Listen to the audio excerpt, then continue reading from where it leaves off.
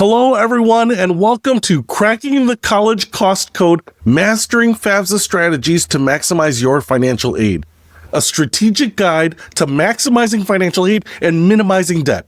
I am super glad that you could join me because we are going to dive into a topic that I am really excited about because this is probably a very exciting time for you. Even if you have gone through this process before in years past and now you have another kid going to college, this is a great opportunity to get familiar with the current rules around the financial aid process. My name is Peter Waitzman, and I come to this topic with both professional expertise and personal passion. I have a degree in economics, and I've worked in personal finance my entire career, which you might think would make navigating college finances straightforward for me. But here's the thing. The college funding system often defies conventional economic logic. I first got deeply involved in college planning while working as a financial advisor.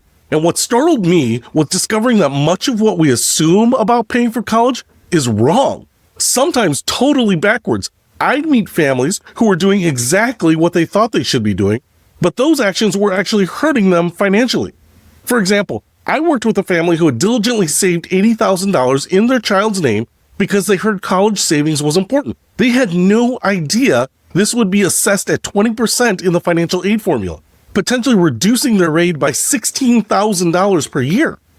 Meanwhile, if those same funds had been in the parent's account, they would have been assessed a maximum of 5.64%, potentially costing them only about $4,500 in aid. Or there was the high-achieving student who only applied to one dream school because her parents told her not to worry about costs. She got in, but received minimal financial aid. Meanwhile, her friend, who applied to multiple schools, received a full scholarship from a college that was initially lower on her list, but ended up being a perfect fit.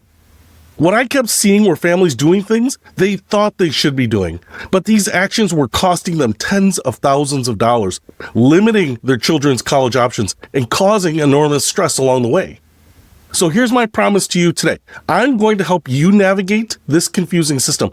I'll show you how to avoid the common pitfalls that can cost you thousands, reveal strategies that can open up more opportunities for your student, and hopefully reduce some of the stress that goes along with this process. So here's what we're going to cover. The true cost of college. Spoiler alert, it's not just the sticker price. The FAFSA process from start to finish, how to interpret your results and financial aid offers, strategic approaches to maximizing your aid eligibility, additional funding sources beyond FAFSA, making smart decisions about comparing offers and borrowing. So today is about equipping you through information. The college financing system is complex, but it does follow rules. Once you understand those rules, you can make them work for you instead of against you. Remember, our goal isn't just to pay for college, it's to help your student get the best education possible without taking on unnecessary debt or financial stress. The decisions you make in the next few months could impact your family's finances for years to come. So let's get started by understanding what college really costs, and it's probably not what you think.